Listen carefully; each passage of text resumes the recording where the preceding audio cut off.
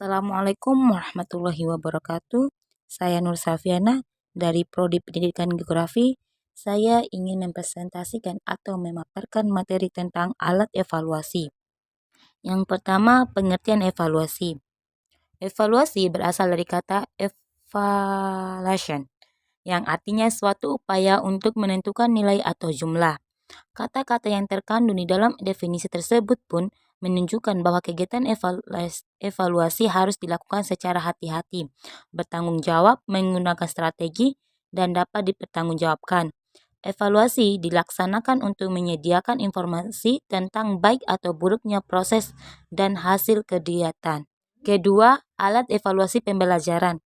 Pada dasarnya, alat evaluasi dapat dibagi dalam dua kelompok, yaitu tes dan non-tes.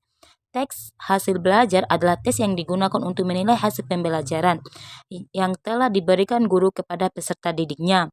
Dalam jangka waktu tertentu, standar tes adalah tes yang telah mengalami proses standarisasi, yakni proses validitas dan rehabilitas, sehingga tes tersebut benar-benar valid dan evaluable untuk suatu tujuan dan bagi kelompok-kelompok tertentu, dan biasa dibuat oleh para ahli psikologi atau instansi pemerintah.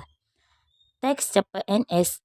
Sedangkan tes buatan guru sendiri adalah suatu tes yang disusun oleh guru sendiri untuk mengevaluasi berhasilnya proses belajar mengajar.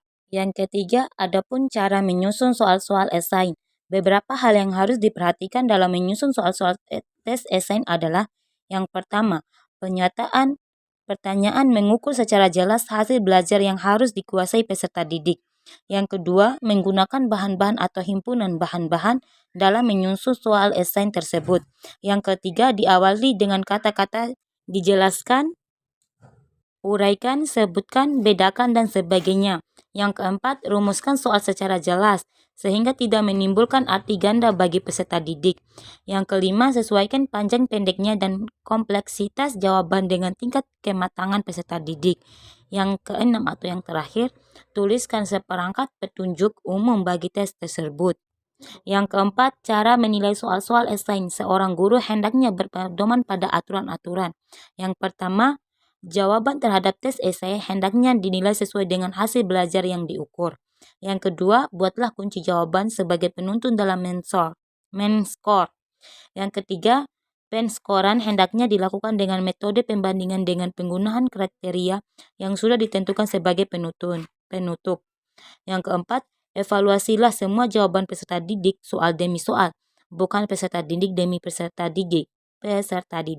Yang kelima, nilailah jawaban atas suatu pertanyaan esai tanpa mengetahui identitas peserta didik yang menjawab.